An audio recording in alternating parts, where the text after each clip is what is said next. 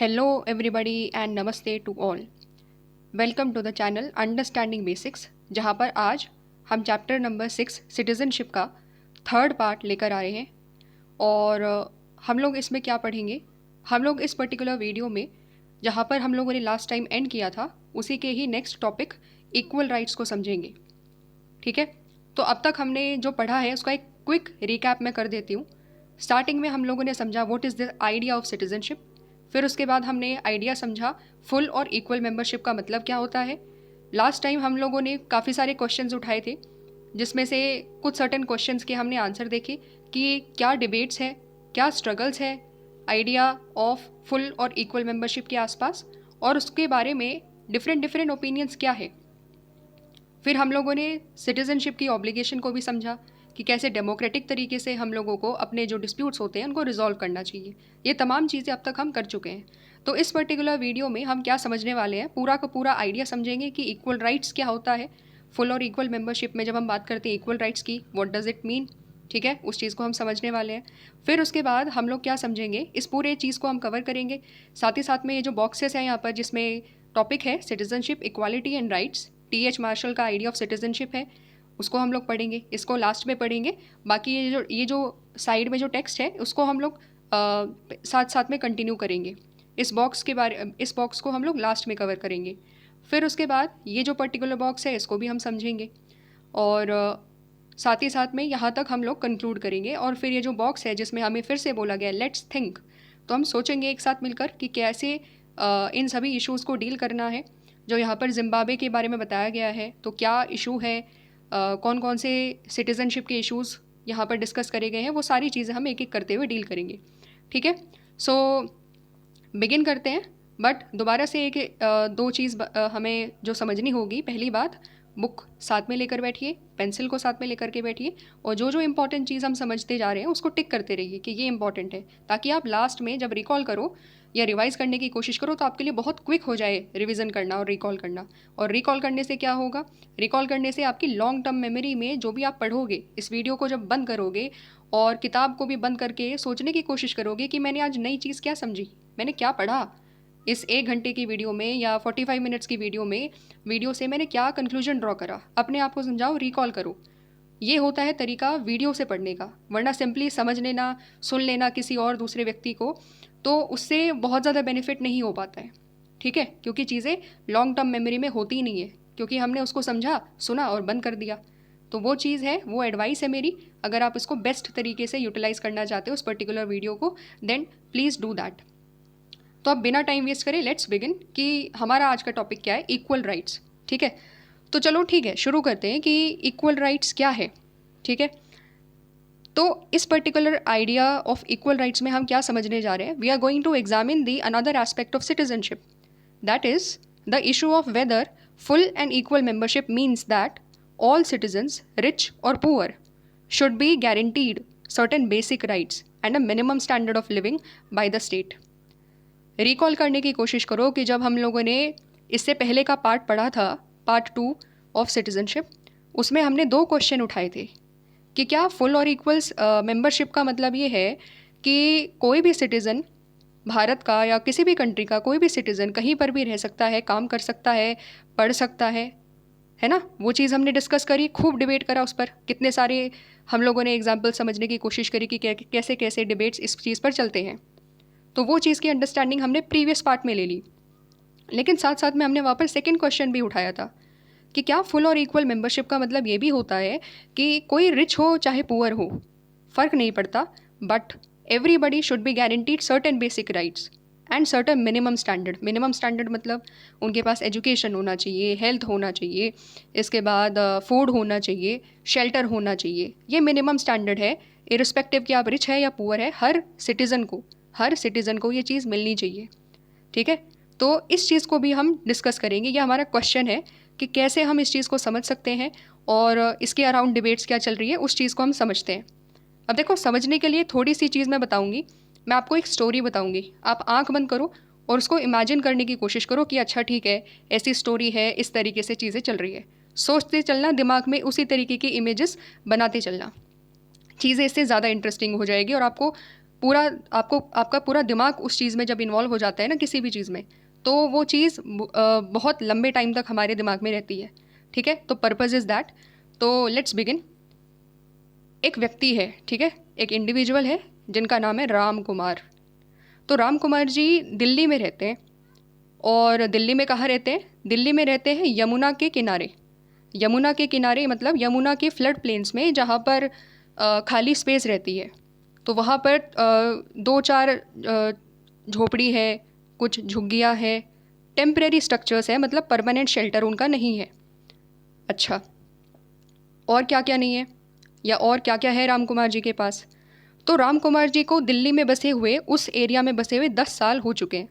वो यूपी से आए थे, 10 साल हो चुके हैं। और आज के टाइम में दिल्ली में रहने 10 साल के बाद भी उनकी मंथली इनकम 10,000 रुपीज़ ओनली है। 10,000 रुपीज़ ओनली। अब राम कुमार जी जब अपनी स्टोरी बताते हैं तो वो ये बताते हैं कि हर 2-3 महीने के बाद गवर्नमेंट अथॉरिटीज़ आती है, और क्योंकि हम यमुना के किनारे बसे हुए हैं और यमुना के आसपास फ्लड्स आता रहता है लगभग हर साल, तो हमारी झोपड़ियों और झुग्गियों को वो तोड़ करके चले जाते हैं और हमें यहाँ से भगा देते हैं। लेकिन हमारे सामने समस्या ये है कि हमारी मंथली इनकम तो केवल 10,000 रुपीज़ है, और हम अगर कहीं आसपास कोई किराए का मकान लेने जाते हैं तो उसका रेंट अराउंड 4,000 या 5,000 के आसपास पड़ता है पर मंथ। तो अगर हम 5,000 किराए में ही दे देंगे तो हम खाने के लिए, अपनी मेडिसिन्स के लिए, बाकी सारे खर्चे के लिए पैसा कहाँ से लाएंगे? इसीलिए हम कोई परमानेंट शेल्टर नहीं देख पाते हैं और हमें यहीं पर टेम्पररी तरीके से रहना पड़ता है। वो रिक्शा चलाते हैं, ठीक है, और कुछ छोटा मोटा काम जब भी उनको मिलता है तो वो एक्स्ट्रा वहाँ से करते हैं और इस तरीके से अपने लाइवलीहुड जीते हैं। उनके परिवार में उनकी पत्नी है, उनके 2 बच्चे हैं। अब उनकी कंडीशंस को समझते हैं। जहाँ पर वो रहते हैं तो टेम्पररी स्ट्रक्चर तो है ही उनका, वहाँ पर कोई सैनिटेशन फैसिलिटी नहीं है, कोई टॉयलेट नहीं है उनके पास। तो क्या करते हैं वो लोग? यमुना के आसपास जंगल है, वो वहाँ पर जाते हैं और वहीं पर ही अपने जो बेसिक सैनिटेशन फैसिलिटीज़ है वहाँ पर उस चीज़ को करते हैं। फिर उसके बाद यहाँ पर आता है कि उनके पास साफ़ पीने का पानी भी नहीं है। एक टैंकर आता है, वो उनको पानी देकर जाता है, और कभी कभी इधर उधर आसपास कोई अगर पब्लिक टॉयलेट है तो पब्लिक टॉयलेट में जो टैप है उस टैप से ही वो पीने का पानी भरते हैं। सोचिए, इमेजिन करिए इस सिचुएशन को। ठीक है, बीमारियां बहुत ज़्यादा है, बच्चे कभी भी बीमार पड़ जाते हैं, इस तरीके की कंडीशन है। और जो गवर्नमेंट हॉस्पिटल है, क्योंकि वहाँ से बहुत ज़्यादा दूर है, इसलिए वो कभी कभी यही कोशिश करते हैं कि अपनी बीमारियों को अपने छोटे मोटे नुस्खे के अनुसार ही वो ठीक कर ले। तो ये पूरी कहानी, ये पूरा परिदृश्य आपके दिमाग में घूम गया होगा कि अच्छा क्या सिचुएशन है राम कुमार की फैमिली की। तो राम कुमार क्या है? राम कुमार दिल्ली में रहने वाले एक अर्बन पुअर है। ठीक है, अब दिमाग में समझ में आ गई। अब आंखें खोलो और बुक को देखो एक बार, लुक एट द स्क्रीन। तो अब हम समझते हैं, उस चीज़ को हम हर पैराग्राफ से लिंक करने की कोशिश करेंगे। ये जो अभी मैंने 1-2 मिनट में अपनी ये जो पूरी स्टोरी बताई राम कुमार जी की, तो इससे हमने क्या समझा? हमने स्टोरी समझी अर्बन पुअर की। ठीक है, तो बहुत ज़्यादा अर्बन पुअर इंडिया में है, या आप मैं कोई भी अर्बन एरिया में रहता है, सबको पता है कि अर्बन पुअर कितने ज़्यादा है इंडिया में। तो स्लम डवेलर्स और स्क्वेटर्स की प्रॉब्लम हर शहर में है लगभग। ठीक है, जैसे मैंने बगल में यहाँ पर लिखा हुआ है कि धारावी क्या है। धारावी मुंबई में एक स्लम है, और ये स्लम एशिया का लार्जेस्ट स्लम है। सोचिए, इंडिया का नहीं, एशिया का लार्जेस्ट स्लम मुंबई में है, धारावी से सुना भी होगा आपने नाम। ठीक है, अब ये जो आगे जो चीज़ें मैं बताऊंगी, ये पूरे के पूरे अंडरलाइन वर्ड्स का, येलो वर्ड्स का एक समरी है। तो ये सारे के सारे पोर्शन ऐसा नहीं है कि हमें बहुत ज़्यादा इन पर सोचना है। Take it like a story और चीज़ों को बस समझते चलो। ठीक है, मेरे साथ चलते चलो, समझते चलो। बहुत सिंपल है चीज़ें, इसलिए हमें इसमें ज़्यादा टाइम देने की ज़रूरत नहीं है, क्योंकि बहुत सिंप्लीफाइड मीनिंग है, समझ में आता जाएगा इसमें। अब क्या हुआ है कि स्लम डवेलर्स बहुत ज़्यादा है भारत में, हर बड़े बड़े शहर में स्लम्स हैं। लेकिन दिक्कत यही है ना कि अगर कभी भी कोई व्यक्ति, क्योंकि उसके गांव में जॉब्स और या फैसिलिटीज़ नहीं है, तो वो स्लम्स की तरफ स्लम्स मतलब अपने गांव से फिर सिटी की तरफ मूव करता है।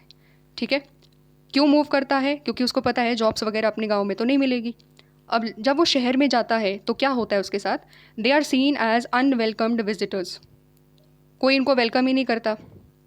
लोग पता है क्या करते हैं, मतलब उनके प्रति नेगेटिव सेंटिमेंट ये है कि देखो अपने गांव को छोड़ करके हमारे शहर में आ गए, अब हमारे रिसोर्सेज को यूज़ करेंगे, हमारे शहर में क्राइम्स करेंगे ये लोग आकर के। मतलब सोचो, मेंटालिटी सोचो, अगर कोई व्यक्ति किसी गांव से उठ करके किसी शहर में रह रहा है या स्लम्स में रहता है तो लोगों की मेंटालिटी ये होती है कि क्राइम्स करेंगे, ठीक है, डिजीजेस फैलाएंगे।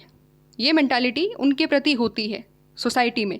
खास तौर पर पॉश इलाकों में जो बड़े बड़े लोग रहते हैं उनकी तो मेंटालिटी जनरली इस तरीके से रहती है कि आसपास में कोई भी इसके आसपास का उनके एरिया में ये ऐसे लोग ना आए, ठीक है।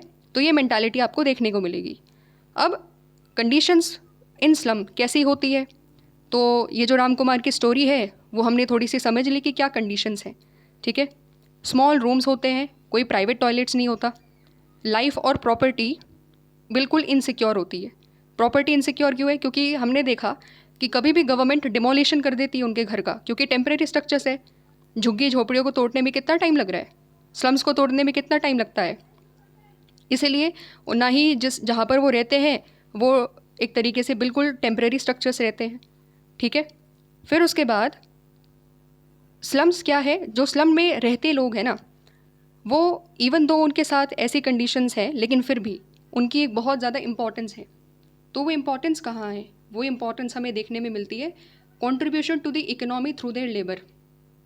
अब आप बोलोगी कि दीदी कैसा, ऐसे कैसे हो सकता है कि कोई व्यक्ति जो खुद रिसोर्सेज के लिए लड़ता हो वो इकोनॉमी में बहुत अच्छे तरीके से कंट्रीब्यूट कर रहा हो? कैसे पॉसिबल है? तो बिल्कुल पॉसिबल है। कैसे करते हैं? Let's understand that. तो काम क्या क्या करते हैं? वो हॉकर्स के तौर पर काम करते हैं, वो पेटी ट्रेडर्स के तौर पर काम करते हैं, स्कैवेंजर्स, छोटी मोटी प्लास्टिक इधर उधर से उठाना, जितना भी हमारा वेस्ट है जो हम फेंकते रहते हैं उसको उठाना, फिर रिसाइकलिंग वाले जो बिज़नेस है उसमें वो दे देते हैं उस चीज़ को, ठीक है। डोमेस्टिक वर्कर्स के तौर पर काम करते हैं, ठीक है। ये चीज़ तो सिटी में बहुत ज़्यादा है, लगभग हर घर में, शहर में जो बड़े बड़े शहर है वहाँ पर डोमेस्टिक वर्कर्स के तौर पर वो काम करते हैं। प्लम्बर्स, मैकेनिक्स, अदर प्रोफेशंस, ये इतने सारे काम वो करते हैं। और छोटे छोटे बिजनेसेस में भी वो कंट्रीब्यूशन करते हैं, जैसे कि केन वीविंग हो गया, कुछ बनाना हो गया, टेक्सटाइल प्रिंटिंग हो गया, टेलरिंग हो गया। तो इतने सारे काम वो एक छोटे से कमरे में, जहाँ उनके पास ना सैनिटेशन है, ना उनके पास साफ़ पानी है, उनको पता नहीं कि उनकी लाइफ कब चली जाए, उनको पता नहीं कि उनका घर कब डिमोलिश कर दिया जाए, इन सारी चीज़ों को जूझने के बावजूद भी वो कंट्रीब्यूशन करते हैं अपना इकोनॉमी में। वो जितना हो सकता है लोगों को सर्विसेज देने की कोशिश करते हैं, वहाँ पर काम करते हैं, छोटे मोटे काम, बट वो बहुत इंपॉर्टेंट है। जैसे हमने पिछली बार कार्टून्स में जितने भी कार्टून्स दिए हुए थे उससे हमने रियलाइज़ करा कि कितना ज़्यादा इंपॉर्टेंट रोल वो प्ले करते हैं एक अर्बन मिडिल क्लास फैमिली में by working as domestic helps, ठीक है। ये जो लाइन लिखी हुई है, जो अभी अंडरलाइन है, that the city probably spends relatively little on providing slum dwellers with services such as sanitation और वाटर सप्लाई। कोई डाउट है इसमें?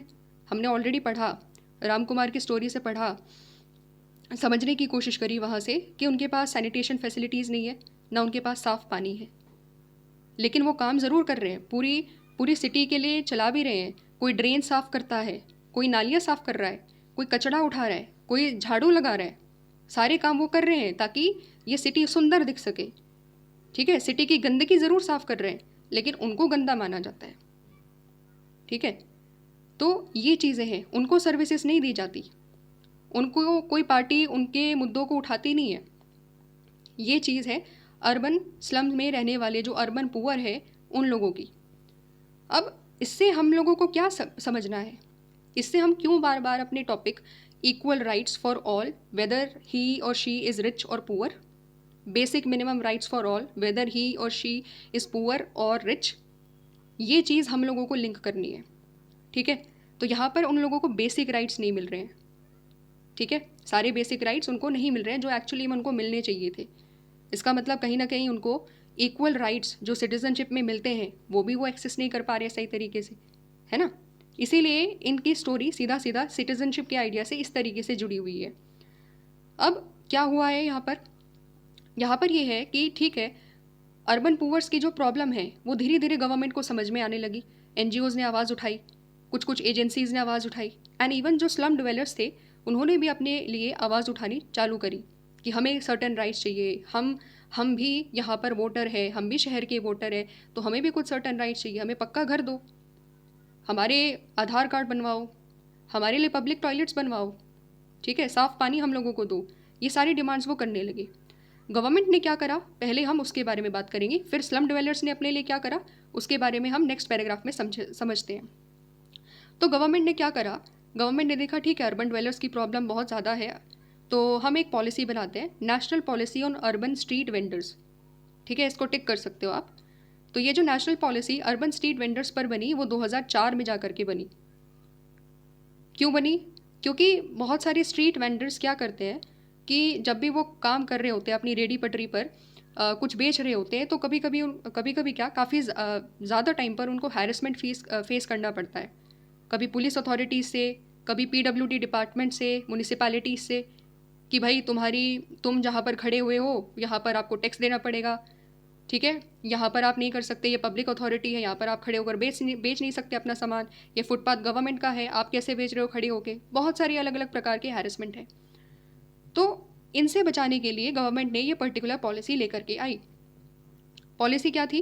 पॉलिसी ये थी कि जो स्ट्रीट वेंडर्स है उनको हम क्या करेंगे, उनको हम रिकग्निशन प्रोवाइड करेंगे, हम उनको रिकॉग्नाइज करेंगे कि हाँ स्ट्रीट वेंडर्स भी होते हैं और कुछ सर्टेन राइट्स उनके होते हैं, और उनको रेगुलेट करेंगे।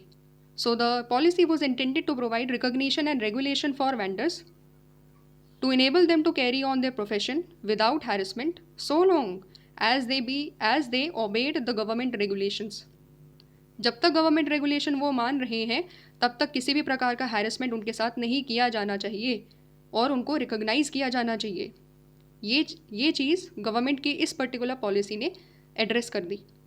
अब इसके बगल में अगर आप देखोगे तो आपको एक वर्ड दिखाई देगा, स्वनिधि। ये पॉलिसी काफ़ी पुरानी है क्योंकि 2004 में, तो मैंने सोचा एक सर्टेन पॉलिसी ऐसी भी बताई जाए जो लेटेस्ट हो और आप लिंक कर सको कि आज भी गवर्नमेंट क्या कर रही है स्ट्रीट वेंडर्स के लिए, जो कि अर्बन पुअर की कैटेगरी में आते हैं। ठीक है, तो इस पूरी स्कीम का जो बड़ा नाम है वो है street vendors Atmanirbhar Nidhi. Street vendors Atmanirbhar Nidhi ये कब आती है? कोविड-19 में जब हमने देखा कि जो स्ट्रीट वेंडर्स हैं उनके बिजनेसेस बंद हो गए क्योंकि डिमांड भी कम हो गई और ये सारी चीज़ें हो गई, तो उनको बहुत ज़्यादा नुकसान हुआ। फिर उनके नुकसान की भरपाई करने के लिए और ये इंश्योर करने के लिए कि वो लोग दोबारा से अपने रेडी पटरी खोल सके और एक तरीके से जो अपनी बिजनेस है, छोटी मोटी जो बिजनेसेस हैं, बेचना है सामान को, वो दोबारा से चालू कर सके। ठीक है, तो उस चीज़ के लिए गवर्नमेंट ने क्रेडिट देना शुरू करा स्ट्रीट वेंडर्स को, 10,000 रुपीज़, बहुत ही मिनिमल इंटरेस्ट के चार्ज पर, ताकि वो अपनी लाइफ को दोबारा से शुरू कर सके। तो ये रीसेंट पॉलिसी है, it is just for the additional information कि आज के टाइम में ड्यूरिंग कोविड-19 2020-21 के आसपास गवर्नमेंट ने क्या करा स्ट्रीट वेंडर्स की प्रॉब्लम्स को सॉल्व करने के लिए। ठीक है, अब यहाँ पर क्या हुआ, यहाँ पर अभी हमने स्टेप्स पढ़ा कि गवर्नमेंट ने क्या करा, अब हम पढ़ेंगे कि स्लम डिवेलपर्स ने क्या करा। ठीक है, उस चीज़ को भी समझेंगे। तो स्लम डिवेलपर्स ने अपने आप को ऑर्गेनाइज करना चालू करा, इकट्ठे हुए लोग और बोले कि हमें डिमांड करनी है सरकार से, हम कुछ चाहते हैं, हम पॉलिटिकल राइट्स चाहते हैं, ये सारी चीज़ें चाहते हैं। Okay, so they begin to organise themselves to demand them, और कोर्ट्स भी जाने लगे। अब कोर्ट जाके क्या करा, वो इस पर्टिकुलर बॉक्स में दिया हुआ है जिसकी हेडिंग है सिटीजनशिप, इक्वालिटी एंड राइट्स। इसको अभी समझते हैं, लेकिन पहले इस वाले पैराग्राफ को कंप्लीट कर लेंगे हम लोग। So even a basic political rights like the right to vote may be difficult for them to exercise because to be included in the list of voters a fixed address is required. अभी हमने पढ़ा राम कुमार जी की story, fixed address नहीं है, हर 6 महीने में क्या हो रहा है, कभी भी उनका कोई भी घर तोड़ के चले जाता है, फिर कहीं और चले जाते हैं, फिर वापस आ जाते हैं, इस तरीके से है। तो उसके लिए क्या है, पॉलिटिकल राइट्स चाहिए थे। राइट टू वोट उनको एक्सरसाइज करना उनके लिए मुश्किल इसलिए भी है क्योंकि उनका टेम्परेरी एड्रेस है, उनका कोई परमानेंट एड्रेस नहीं है। ठीक है, और परमानेंट एड्रेस देने में दिक्कतें क्यों आती है वो हमने बता ही दिया कि उनका कोई परमानेंट ठिकाना नहीं है। ठीक है, तो यानी कि पॉवर्टी तो है ही, बेसिक राइट्स तो नहीं है, ना उनके पास एजुकेशन है, ना हेल्थ है, ना ही साफ़ पानी है, साथ ही साथ में पॉलिटिकल राइट्स भी नहीं है। क्यों? क्योंकि उनके पास एक टेम्पररी रहने की जगह नहीं है। तो सोचो, राइट टू शेल्टर कितना ज़्यादा इंपॉर्टेंट है। एक टेम्पररी की जगह एक परमानेंट घर में रहना कितना ज़रूरी है टू हैव पॉलिटिकल राइट्स।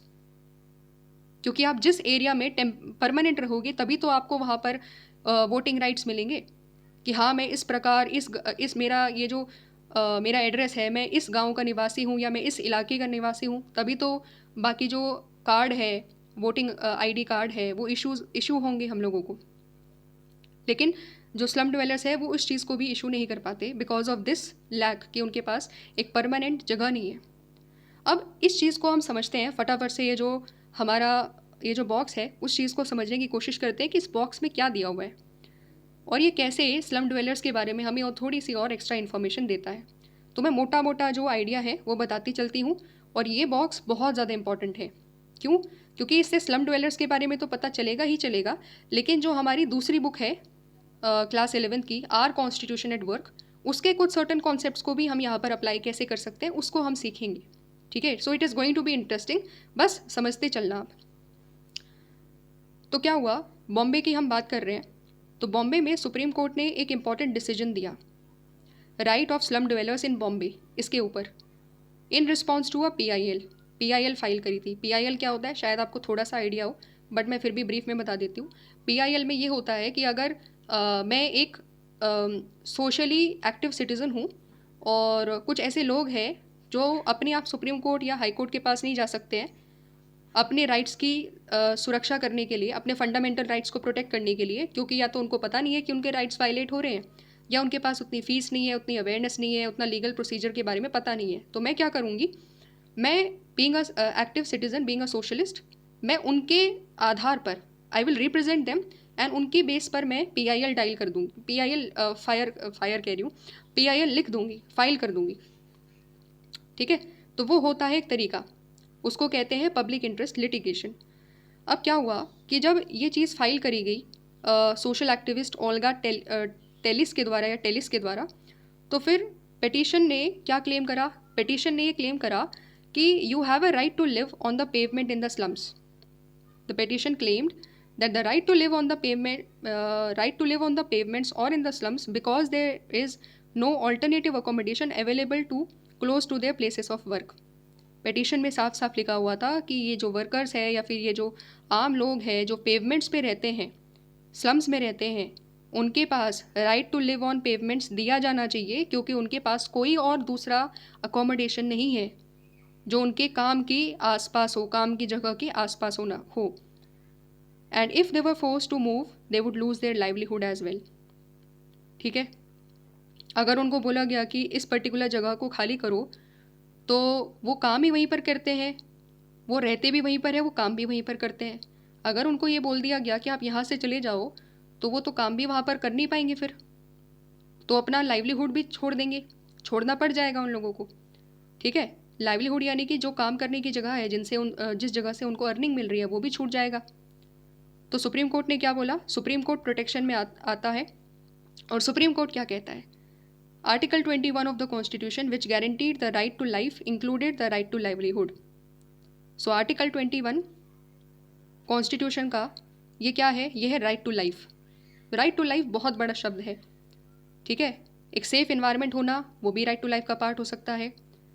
ठीक है, फेयर प्रोसीजर मिलना ट्रायल में, वो भी राइट टू लाइफ का पार्ट है, और अदर इम्पॉर्टेंट राइट्स भी है। तो सुप्रीम कोर्ट ने फिर इस तरीके से बोला कि राइट टू लाइफ बहुत बड़ा एक इम्पॉर्टेंट आर्टिकल है और उसके अंदर राइट टू लाइवलीहुड भी आता है। ठीक है, राइट टू लाइवलीहुड उसका पार्ट है, किसका, आर्टिकल 21 में राइट टू लाइफ का। Therefore if the pavement dwellers were to be evicted, then they should first be provided some alternative accommodations under the right to shelter। तो अगर हमें उन लोगों को क्या करना है, अगर हमें उन लोगों को वहाँ से निकालना है तो पहले उनको एक शेल्टर प्रोवाइड करो, एक ऑल्टरनेटिव शेल्टर उनको प्रोवाइड करो। और वो कौन से राइट के अंतर्गत, राइट टू शेल्टर। यानी कि सुप्रीम कोर्ट ने सीधा सीधा बोल दिया कि राइट टू लाइफ में दो चीज़ आ जाएगी, पहला राइट टू लाइवलीहुड और दूसरा राइट टू शेल्टर। क्योंकि राइट टू लाइवलीहुड अगर हमें चाहिए तो उसके लिए जो स्लम ड्वेलर्स है उनके लिए बहुत ज़रूरी है कि उनको राइट टू शेल्टर मिले। ठीक है, तो ये हमने आइडिया, इसके दो पर्सपेक्टिव है।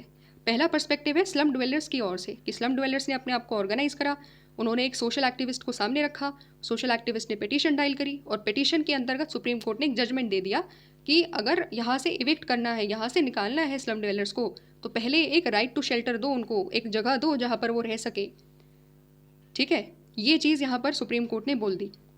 इसका दूसरा तरीका क्या है, दूसरा एंगल क्या है? दूसरा एंगल है जो हमें सोचना है, जो रिफ्लेक्ट करना है, वो ये चीज़ है कि आर्टिकल 21 में जब हम लोगों ने फंडामेंटल राइट्स बनाए तो उसमें केवल राइट टू लाइफ दे दिया कि right to life is a important fundamental right. लेकिन उसके अंदर कौन कौन से राइट्स आते हैं वो किसने बताया हमें? वो इंटरप्रिटेशन किसका था? सुप्रीम कोर्ट का था। इससे मतलब क्या समझ में आया?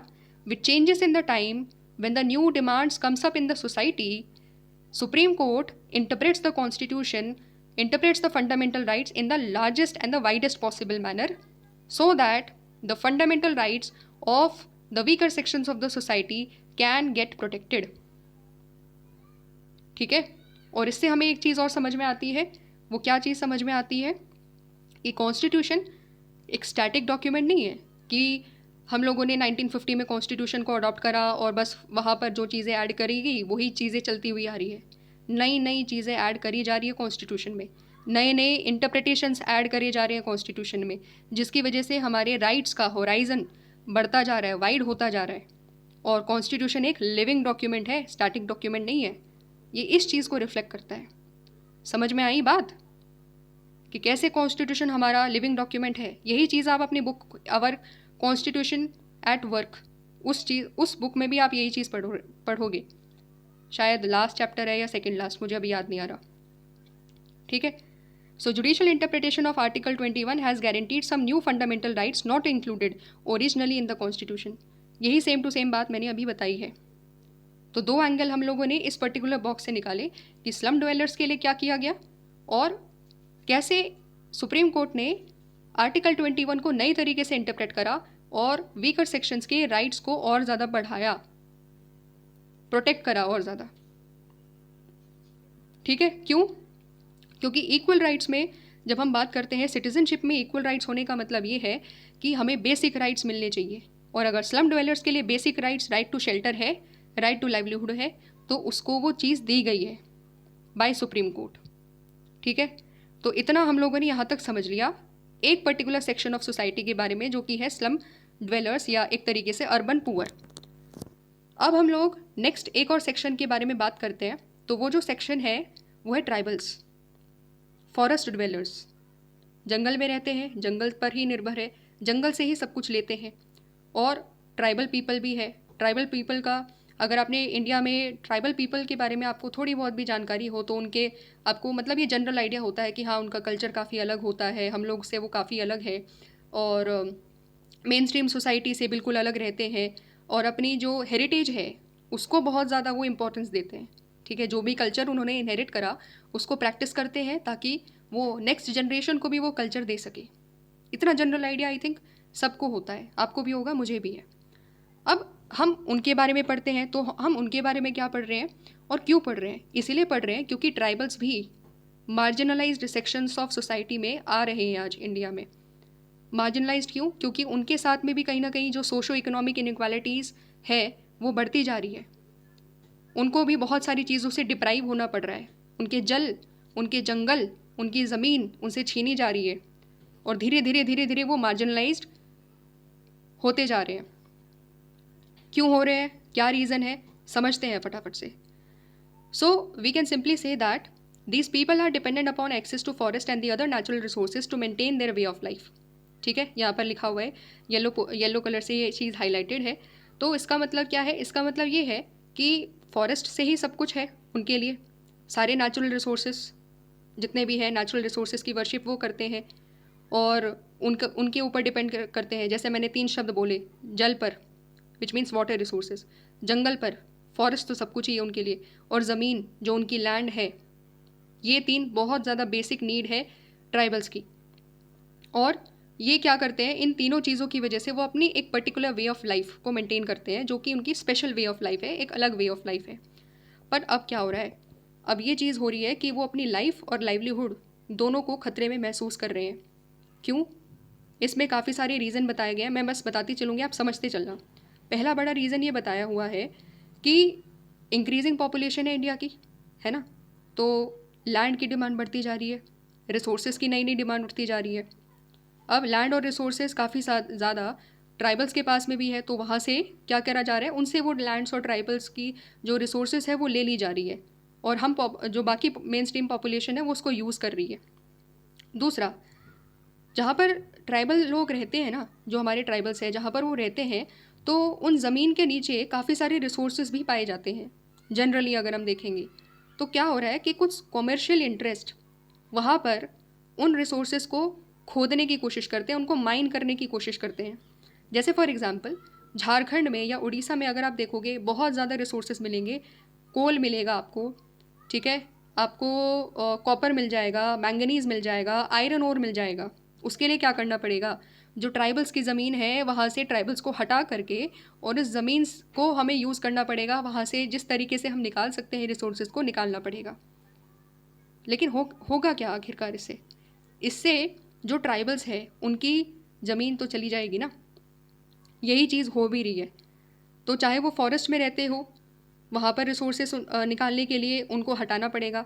कोस्ट के आसपास अगर रहते हैं तो वहाँ से रिसोर्सेस है, जैसे यूरेनियम है, थोरियम है, ये कोस्ट के आसपास से रिसोर्सेस मिलते हैं, और वहाँ पर अगर ट्राइबल्स रहेंगे तो वहाँ से भी ट्राइबल्स को हटाना पड़ेगा। क्योंकि ऐसा तो नहीं है कि अपने आप हम लोगों ने माइनिंग कर दी और ट्राइबल्स भी वहीं पर रह रहे हैं। माइनिंग करने के लिए बहुत ज़्यादा बड़ी लैंड चाहिए, बहुत ज़्यादा बड़ा एक सिस्टम चाहिए, और उसके लिए वहाँ से लोगों को हटाना पड़ता है। ठीक है। फिर सिमिलरली टूरिस्ट इंडस्ट्री की वजह से, क्योंकि टूरिस्ट इंडस्ट्री क्या है, टूरिस्ट इंडस्ट्री कोस्ट के आसपास टूरिज़्म को प्रमोट करती है। बड़े बड़े होटल्स बनते हैं, बड़े बड़े रेस्टोरेंट्स बनते हैं, बड़ी बड़ी चीज़ें बनती है। उसके लिए भी अगेन क्या चाहिए, लैंड चाहिए, और वो लैंड किसकी है, ट्राइबल्स की है। ठीक है। अब क्या हो रहा है कि जो गवर्नमेंट है ना, वो गवर्नमेंट इसी चीज़ के बीच में स्ट्रगल कर रही है। किस चीज़ के बीच में स्ट्रगल कर रही है? गवर्नमेंट ये इंश्योर कर रही है, गवर्नमेंट स्ट्रगल इस चीज़ के बारे में कर रही है कि how to protect the people and their habitat at the same time without endangering the development of the country. कैसे ट्राइबल्स पीपल की जो लैंड है उसको भी बचाएं हम लोग, लेकिन साथ साथ में हमें डेवलपमेंट भी तो करना है कि नहीं। हम लोगों ने लक्ष्य रख दिया है कि हम डेवलप्ड सोसाइटी बनेंगे, डेवलप्ड कंट्री बनेंगे आने वाले कुछ टाइम में, तो वो भी चीज़ करनी है, लेकिन ट्राइबल्स की राइट्स को भी प्रोटेक्ट करना है। और अगर डेवलपमेंट करना है तो हमें एनर्जी की डिमांड है, हमारे यहाँ पर एनर्जी की डिमांड है, तो हमें कोल चाहिए, तो ज़मीन जो है, ज़मीन के अंदर से खुदाई करनी पड़ेगी, ट्राइबल्स को वहाँ से हटाना पड़ेगा, ट्राइबल्स की लैंड छीननी पड़ेगी। तो ये गवर्नमेंट के बीच में, गवर्नमेंट को ये एक तरीके से बैलेंस करने की कोशिश लगातार उसमें वो गवर्नमेंट स्ट्रगल में है कि मैं किस चीज़ को देखूँ, मैं डेवलपमेंट को देखूँ या फिर मैं जो ट्राइबल्स हैं उनके राइट्स को प्रोटेक्ट करूँ। ये गवर्नमेंट के सामने बहुत ज़्यादा बड़ा असामंजस्य है, कन्फ्यूजन है कि भाई क्या करूँ, किस चीज़ को प्रायोरिटाइज़ करें। अब ये हो क्यों रहा है, ये इसलिए हो रहा है क्योंकि हर सेक्शन की जो नीड है वो अलग है ना। हर सेक्शन की नीड अलग है, हर सेक्शन की डिमांड अलग है, और गवर्नमेंट तो सबकी है। गवर्नमेंट अगर मेरी है, आपकी है, तो ट्राइबल्स की भी है। अगर गवर्नमेंट मेरे बारे में सोचेगी तो ट्राइबल्स का नुकसान, ट्राइबल्स के बारे में सोचेगी तो हमारा नुकसान, क्योंकि हमें एनर्जी चाहिए, हमें अपने घर में सारी चीज़ें चाहिए, और उसके लिए गवर्नमेंट को एनर्जी का प्रोडक्शन करना पड़ेगा। तो गवर्नमेंट किसकी सोचे? ये स्ट्रगल है जो गवर्नमेंट को बार बार फेस करना पड़ता है, conflict of interest. So to try and ensure equal rights and opportunities for all citizens cannot be a simple matter for any government। बिल्कुल सही कहा। हर सिटीज़न की इतने सारे सिटीज़न, इतने सारे इंटरेस्ट, और वो भी इंटरेस्ट ऐसे नहीं, कन्फ्लिक्टिंग इंटरेस्ट है। एक की सुनो तो दूसरे नाराज़ हो जाते हैं, दूसरे की सुनो तो तीसरा नाराज़ हो जाता है। क्या करे ऐसे में government? Different groups of people may have different needs and problems and the rights of one group may conflict with the right of another. यही सेम टू सेम चीज़ अभी मैंने बताई कि कैसे कन्फ्लिक्टिंग चीज़ है। तो क्या किया जाए फिर? यहाँ पर इसका मतलब क्या है? अभी हम टॉपिक पढ़ रहे हैं इक्वल राइट्स की, तो क्या इक्वल राइट्स का मतलब हम वाकई में सभी को इक्वल राइट्स फिर दे पाएंगे? क्योंकि अगर इक्वल राइट की बात करें, development of tribal is something very different from the development of the main stream society. तो इक्वालिटी किस एस्पेक्ट पर आ जाएगी, क्वेश्चन यहाँ पर ये उठता है फिर। तो यहाँ पर क्या बोला गया है, इस बुक में क्या बोला गया है कि जब हम इक्वल राइट्स की बात करते हैं ना, इसका मतलब ये नहीं होता कि हम एक पॉलिसी बनाएंगे, हम यूनिफॉर्म पॉलिसी बनाएंगे जो हर सेक्शन पर, हर लोगों पर लागू होंगी। क्यों? क्योंकि डिफरेंट ग्रुप्स की डिफरेंट नीड्स होती है, इसीलिए हम यूनिफॉर्म पॉलिसीज़ नहीं बनाने वाले। तो फिर हम क्या करेंगे, हम ये कोशिश करेंगे कि हम ऐसी पॉलिसी बनाएं जो different needs and different claims of people को ध्यान में रखते हुए बनाई जाए। अगर ट्राइबल्स की नीड ये है कि उनकी लैंड प्रोटेक्टेड हो, तो हम ये इंश्योर करेंगे कि उनकी लैंड ना छीनी जाए। कैसे इंश्योर करेंगे? अभी तो आप बोल रहे थे डेवलपमेंट करना है। हम इस तरीके से इंश्योर करेंगे कि अगर हमें कुछ एक्सकवेट भी करना है तो हम उस एरिया में फोकस करेंगे पहले जहाँ पर ट्राइबल्स को नुकसान ना हो, और हम वहाँ से एक्सकवेट कर सकें। अब ये एब्सोल्यूट तरीके से हो ऐसा तो संभव नहीं है, ठीक है, लेकिन मेजॉरिटेरियन प्रिंसिपल के तौर पर तो हमें चलना पड़ेगा। मेजॉरिटेरियन का मतलब हमें ज़्यादातर ट्राइबल्स के बारे में तो इसी तरीके से सोचना पड़ेगा ना कि हम खुदाई ना करें ताकि उनकी ज़मीन ना चली जाए। हमें पॉलिसी तो बना करके इस तरीके से चलनी पड़ेगी। तो ये चीज़ है कि हमें ध्यान रखना है कि जब हमें पॉलिसीज़ बनानी है तो इस तरीके से बनानी है कि हम दोनों के इंटरेस्ट को फोकस करें। हम अपने कंट्री के लिए डेवलपमेंट भी हमें करना है, साथ ही साथ हमें ट्राइबल्स के लिए भी बात करनी है। और अगर ट्राइबल्स रेजिस्ट करते हैं कि नहीं हम नहीं देंगे अपनी लैंड, तो गवर्नमेंट को उनके राइट्स की भी बात करनी पड़ेगी एंड गवर्नमेंट को वो चीज़ वहाँ से हटानी पड़ेगी। गवर्नमेंट को उनको कॉन्फिडेंस में लेना पड़ेगा कि ठीक है, अगर आप इतना ज़्यादा रेजिस्ट कर रहे हैं तो फिर गवर्नमेंट को स्टेप बैक भी करना पड़ता है। और ये ऐसा नहीं कि मैं ऐसे ही बोल रही हूँ, ये हुआ है इंडिया में। जब ट्राइबल्स बहुत ज़्यादा इकट्ठा हो गए थे और ट्राइबल्स अपनी लैंड को छोड़ने के लिए तैयार नहीं हुए, सो गवर्नमेंट को रेजिस्ट बैक करना पड़ा, वापस लेना पड़ा अपने स्टेप को। ठीक है, तो ये चीज़ें हैं। अब यहाँ पर समझो कि हमने इतनी सारी बात ट्राइबल्स के बारे में पढ़ ली है, तो गवर्नमेंट ने फिर क्या पॉलिसी अपनाई? जो डिफरेंट नीड्स ऑफ ट्राइबल्स हमने पढ़ा है, उसके लिए क्या पॉलिसी गवर्नमेंट ने अपनाई, तो उसके बारे में मैंने 2 चीज़ें लिखी है। ये थोड़ी सी एडिशनल इन्फॉर्मेशन है ताकि आप और ज़्यादा चीज़ों को सही तरीके से इंटीग्रेट कर सको, लिंक कर सको। एकलव्य स्कूल्स गवर्नमेंट ने शुरू करे, क्योंकि हमें पता है कि ट्राइबल्स एकदम अलग एरिया में रहते हैं, उनके आसपास गवर्नमेंट स्कूल्स बहुत ही कम होते हैं। तो और बहुत सारे ट्राइबल्स तो ऐसे भी होते हैं जहाँ पर स्कूल्स कई किलोमीटर तक नहीं होते हैं। तो एकलव्य स्कूल्स क्या करेगा, एकलव्य स्कूल्स में जो ट्राइबल बच्चे हैं वो फ्री एजुकेशन गेन कर सकते हैं फ्रॉम 6 to 12, ताकि उनकी स्पेशल नीड्स जो है, क्योंकि उनके आसपास स्कूल्स नहीं होते हैं, तो कुछ अरेंजमेंट्स करे जाते हैं ताकि वहाँ के बच्चे जहाँ पर स्कूल्स नहीं है वहाँ से उनको लेकर हम एकलव्य स्कूल्स में उनको एक्सेस टू एजुकेशन दे सकें, ताकि उनकी जो राइट्स हैं वो हम प्रोटेक्ट कर सकें। दूसरा, फॉरेस्ट राइट एक्ट 2006। ये क्या है? ये एक ऐसा राइट है जो ट्राइबल्स को उनकी ज़मीन का अधिकार देता है कि ठीक है, हमने समझ लिया कि आप बहुत जनरेशन से इसी पर्टिकुलर फॉरेस्ट में रहते हो, इसी पर्टिकुलर लैंड में रहते हो, तो अब हम उस लैंड को आधिकारिक तौर पर आपको देते हैं, ओनरशिप ऑफ लैंड हम आपको ग्रांट करते हैं। ये वो राइट है कि आप अपने फॉरेस्ट में रह सकते हैं, आपका 4 हेक्टेयर का लैंड आपको दिया जा रहा है। ठीक है, क्राइटेरिया है यहाँ पर कि जब लैंड डिस्ट्रीब्यूशन किया जा रहा है फॉरेस्ट में तो 4 हेक्टेयर के आसपास दिया जाता है। ठीक है, साथ ही साथ में एक्सेस टू फॉरेस्ट भी दिया जा रहा है, क्योंकि हमें पता है कि आपको लकड़ी लेनी है, चाहे आपको कुछ और लेना है जंगल से, तो वो सारी चीज़ें आप ले सकते हो। तो वो क्या है, ये उनके लिए डेवलपमेंट है, क्योंकि जंगल से जो भी वो कलेक्ट करते हैं उसी को वो बेचते हैं और उसी से अपना लाइवलीहुड वो अर्न करते हैं। तो ये गवर्नमेंट ने करा है ताकि डिफरेंट नीड्स तो है, लेकिन हम उनकी डिफरेंट नीड्स को भी एक तरीके से अटेंड कर सकें। ठीक है, समझ में आई यहाँ पर बेसिक चीज़ें? तो ये हम लोगों ने इस चीज़ को यहाँ पर इस तरीके से समझा, पूरा ट्राइबल्स का केस स्टडी समझ लिया हम लोगों ने कि अच्छा ट्राइबल्स में है, उनका इंटरेस्ट इस तरीके से अलग है, और डेवलपमेंट के 2 एस्पेक्ट होते हैं। डेवलपमेंट जो एक के लिए होता है, हो सकता है वो दूसरे के लिए डिज़ास्टर हो जाए। ठीक है, तो वो चीज़ हम लोगों ने समझी।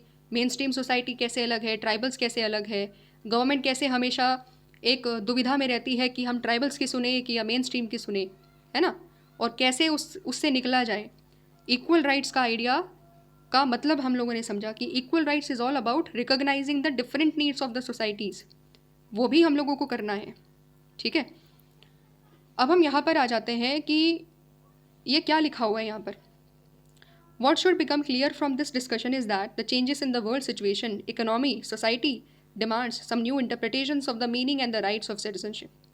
है ना, बार बार जितने भी चेंजेस हो रहे हैं, सोसाइटी में हो, इकोनॉमी में हो, हमें बार बार रिफ्लेक्ट करने की कोशिश करनी पड़ेगी, बार बार इस चीज़ पर रिफ्लेक्ट करना पड़ेगा कि नए इंटरप्रिटेशंस क्या है, क्योंकि नए इंटरप्रिटेशंस आ रहे हैं about the meaning and the rights of citizenship, कि क्या क्या राइट्स होते हैं सिटीजनशिप। क्या सिटीजनशिप में राइट्स का मतलब ये है सेम राइट्स, या अगर डिफरेंट नीड्स है तो उनके लिए भी हमें पॉलिसीज़ बनानी पड़ेगी। ठीक है, उस चीज़ को हम लोगों को समझना है। फिर यहाँ पर ये बोलते हैं that the formal laws regarding citizenship only forms the starting point, only forms the starting point and interpretation of the laws is constantly evolving.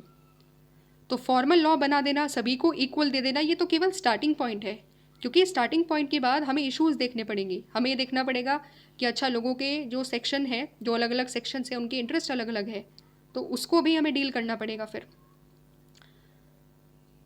यहाँ पर ये जो लास्ट लाइन है वो ये है, the concept of equal citizenship would then mean that providing equal rights and protection to all citizen should be one of the guiding principles of government policies.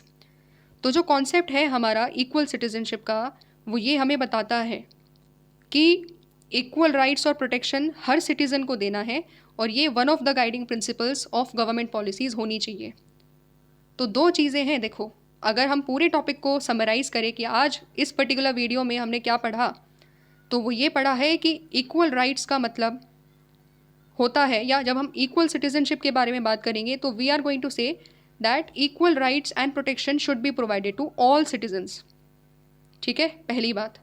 और जब हम इक्वल राइट्स के बारे में बात करेंगे तो इसमें हमें ये भी देखना है कि the rights and the needs of different societies which are different from each other, they also need to be met. मतलब अगर अलग अलग सोसाइटीज़ की डिमांड्स अलग अलग है तो हमें उसको भी रिकॉग्नाइज करना है, हमें उनकी डिमांड्स के अकॉर्डिंगली पॉलिसीज़ बनानी है, तब जा कर के वो इक्वल राइट्स का पार्ट होगा। तो दोनों चीज़ें हैं, इक्वली भी ट्रीट करना है लेकिन डिफरेंट तरीके से भी ट्रीट करना है। ये चीज़ अगर आप जस्टिस में पढ़ोगे, जस्टिस वाले चैप्टर में ये चीज़ आपने अगर कहीं जस्टिस चैप्टर पढ़ा है इससे पहले, तो आपको ये चीज़ समझ में आएगी कि equal rights is all about recognising the rights as well as अगर हमें डिफरेंट नीड्स को आइडेंटिफाई करना है तो उनको भी हमें रिकॉग्नाइज करना पड़ेगा और उसके लिए भी काम करना पड़ेगा। ये आइडिया है, हमारा पूरा समरी है इस टॉपिक का, इक्वल राइट्स का। ठीक है, अब हम फटाफट से बॉक्स को कवर कर लेते हैं। एक थोड़ी सी इंटरेस्टिंग केस स्टडी है जिम्बाब्वे की, और तो जिम्बाब्वे में क्या होता है एक बार देख लेते हैं।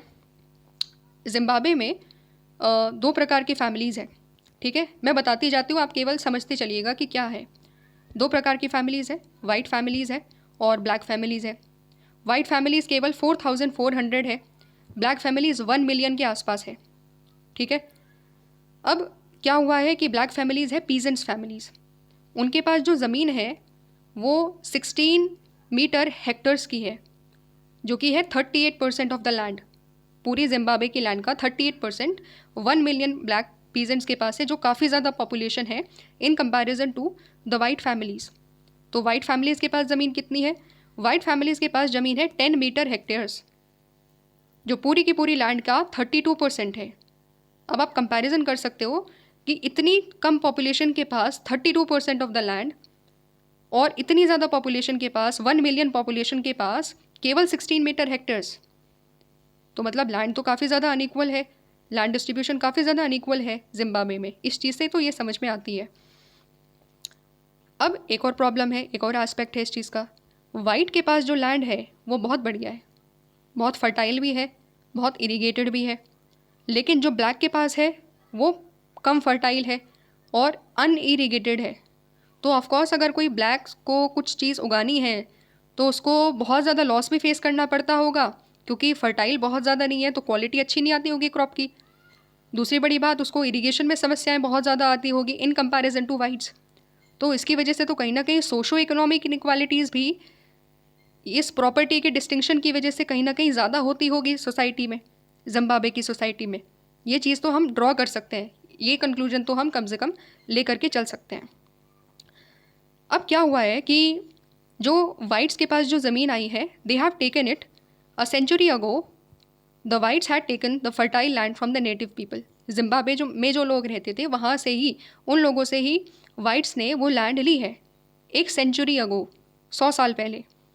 तो वाइट्स क्या कहते हैं, अब वाइट्स जिम्बाब्वे के सिटीज़न हैं और जनरेशन से ही जिम्बाब्वे में रह रहे हैं, और वो अपने आप को जिम्बाब्वियंस मानते हैं।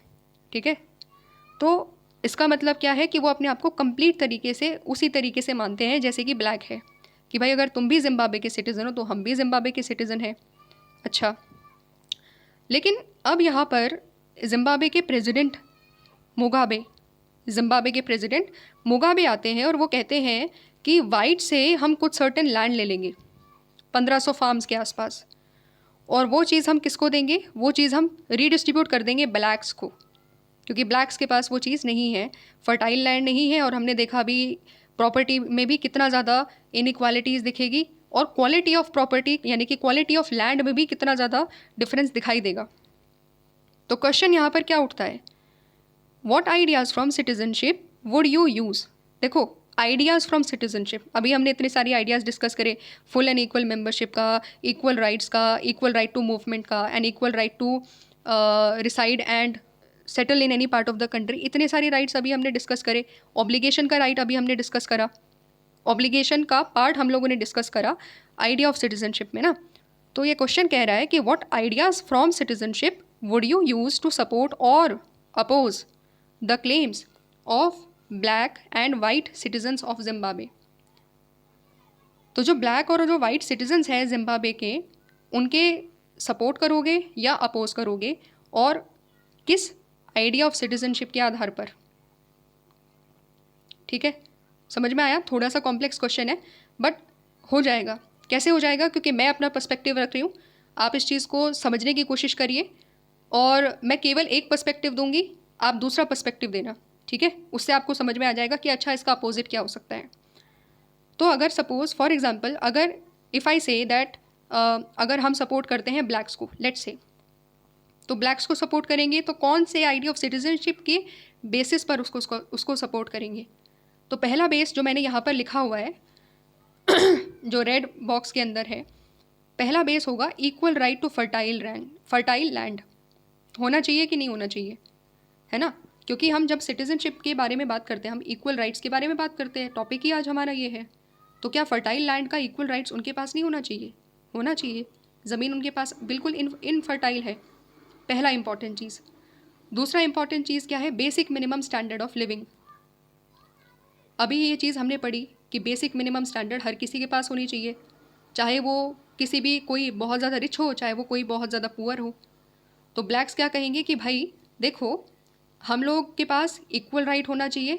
पहली बात तो फर्टाइल लैंड क्योंकि हमारे पास नहीं है, और दूसरी बड़ी बात है कि basic minimum standard of living अगर हमें चाहिए तो बहुत ज़रूरी है कि हमारे पास भी फर्टाइल लैंड हो, क्योंकि हमें पता है कि हमारी जो लैंड है उसकी वजह से हमें बहुत ज़्यादा लॉस होता है। हमारी सोशो इकोनॉमिक कंडीशन बहुत ज़्यादा अच्छी नहीं है, क्योंकि हमारी क्रॉप की क्वालिटी आपकी क्रॉप के मुकाबले अच्छी नहीं है।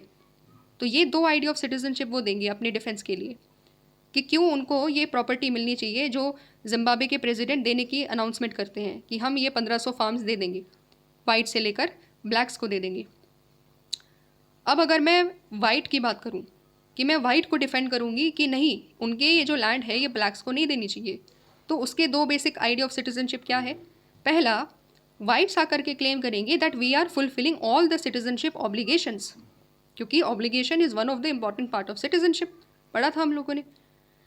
तो उसमें क्या है, इसमें ये चीज़ समझ में आती है कि जब हमने ये चीज़ पढ़ ली कि जिम्बाब्वेवियंस अपने आप को, मतलब जो वाइट्स है वो अपने आप को मानते हैं that they are the citizens of Zimbabweans, मतलब सिटीजन्स ऑफ जिम्बाब्वे। ठीक है, तो वो क्या कह रहे हैं, वो ये कह रहे हैं कि भाई हम तो सारी ड्यूटी निभा रहे हैं, हम तो कंट्री के ही नागरिक हैं, इसी कंट्री के नागरिक हैं, हम सारी रिस्पॉन्सिबिलिटीज़ निभा रहे हैं, तो फिर हमारे साथ डिस्क्रिमिनेशन क्यों, हमारी लैंड क्यों छीनी जा रही है और दूसरों को दी जा रही है। ठीक है, वो इस तरीके से अपने आप को रिप्रेजेंट करेंगे। और दूसरा, वो कहते हैं equality on the basis of merit and abilities. ठीक है, अगर समाज में इक्वालिटी लेकर आनी है तो हम बोलेंगे कि हम भी सिटीज़न हैं, मतलब वाइट्स भी सिटीज़न है, ब्लैक्स भी सिटीज़न है। तो अगर हमें इक्वालिटी लेकर के आनी है तो हम मेरिट के आधार पर या एबिलिटीज़ के आधार पर लेकर आए। उनको इस तरीके से मत दो कि लैंड फ्रीली डिस्ट्रीब्यूट आप लोगों को कर रहे हो। ब्लैक्स को आप फ्रीली डिस्ट्रीब्यूट मत करिए। आप उन लोगों को बोलिए कि आप अपनी कैपेबिलिटीज़ को और ज़्यादा बढ़ाओ, आप अपनी स्किल्स को और ज़्यादा बढ़ाओ, केवल कंप्लीटली लैंड पर डिपेंड मत करो, और फिर उसके बाद कुछ और तरीके से काम करके आओ। और क्या करो, फिर अपनी सोशो इकोनॉमिक इनइक्वालिटीज़ को कम कर लो। तो ये वाइट्स का क्लेम हो सकता है कि इक्वालिटी करनी है तो मेरिट के आधार पर करो और एबिलिटीज़ के आधार पर करो। और भी तरीके हो सकते हैं उनके लिए इक्वालिटी लेकर आने के, तो ये हो सकता है। ये तो केवल मेरा पर्सपेक्टिव था, जो मतलब मेरा भी नहीं, मतलब एक तरीके से जो आम पर्सपेक्टिव जो हम सोच सकते हैं कि अगर हमें वाइट को सपोर्ट करना है तो इस तरीके से, और ब्लैक्स को सपोर्ट करना है तो इस तरीके से। लेकिन अब आप बताओ कि अगर आप अपोज करोगे ब्लैक्स को तो कैसे करोगे, क्या आइडिया ऑफ सिटीजनशिप का यूज़ करोगे? और अगर आप अपोज करोगे वाइट्स को तो किस बेसिस पर आप उनको अपोज करोगे? ठीक है, ये चीज़ आप कमेंट कर सकते हो, बता सकते हो, ताकि बाकी स्टूडेंट्स को भी चीज़ें समझ में आए। ठीक है, तो ये चीज़ हम लोगों ने समझी। अब ये जो बॉक्स है लेट्स डू इट, ये कम्प्लीटली आपका है। ये इवन दो मैंने जो स्टार्टिंग में राम कुमार जी की स्टोरी बताई वो लगभग उसी के आसपास है ये, लेकिन फिर भी आपको एक बार ये चीज़ पढ़नी है और इसको एक तरीके से समझना है। ठीक है, अब हम लोग फटाफट से इस बॉक्स पर आ जाते हैं जो हमारा आज का लास्ट टॉपिक है। ये जो टॉपिक है ये है सिटीजनशिप, इक्वालिटी एंड राइट्स के बारे में। और हम लोग इसके बारे में कुछ एक दो इम्पॉर्टेंट चीज़ें हैं, बाकी तो केवल जनरल आइडिया है जो हम लोगों को समझना है। तो let's understand this. So citizenship is not merely a legal concept, है ना, केवल लीगल कॉन्सेप्ट नहीं है, क्योंकि हम राइट्स के बारे में भी बात करते हैं, हम इक्वालिटी के बारे में भी बात करते हैं। इक्वालिटी और राइट्स क्या है, मॉरल कॉन्सेप्ट्स भी है, पॉलिटिकल कॉन्सेप्ट्स भी है। ठीक है, तो ये जो आइडिया है टी.एच. मार्शल का, उनकी book citizenship and social class 1950, आप इसको टिक कर सकते हो। सिटीजनशिप एंड सोशल क्लास 1950 में टी.एच. मार्शल अपना नोशन ऑफ सिटीजनशिप देते हैं कि उनके लिए सिटीजनशिप क्या है, क्या होना चाहिए, सिटीजनशिप के अलग अलग राइट्स क्या होते हैं एंड तमाम चीज़ें। तो उन्होंने बोला कि citizenship is a status bestowed to on those who are full members of a community. तो सिटीजनशिप क्या है, एक ऐसा स्टेटस है जो फुल मेंबर्स ऑफ कम्युनिटी को दिया जाता है। अगर आप फुल मेंबर हो तो आपको स्टेटस दिया जाएगा that you are a citizen, and all who possesses the status they are equal with respect to both rights and duties with which the status is endowed. जिस स्टेटस को, अगर आपको status दिया जा रहा है तो साथ साथ में आप उस स्टेटस की वजह से इक्वल हो दो एस्पेक्ट में, आपके राइट्स भी इक्वल है, आपकी ड्यूटीज़ भी इक्वल है। कोई नई बात तो नहीं है, राइट्स और ड्यूटीज़ का कॉम्बिनेशन हम बहुत टाइम से पढ़ते हुए आ रहे हैं, है ना। तो नेक्स्ट इंपॉर्टेंट चीज़ पर